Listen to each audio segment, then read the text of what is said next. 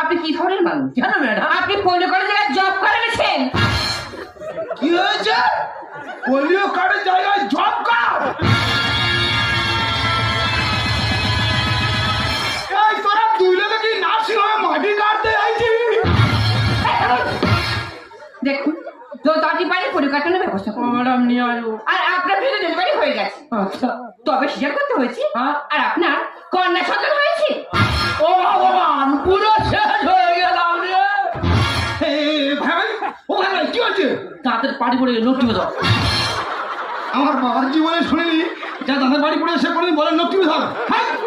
ওই সিজার হয়েছে বলে মেয়ে হয়েছে, নর্মাল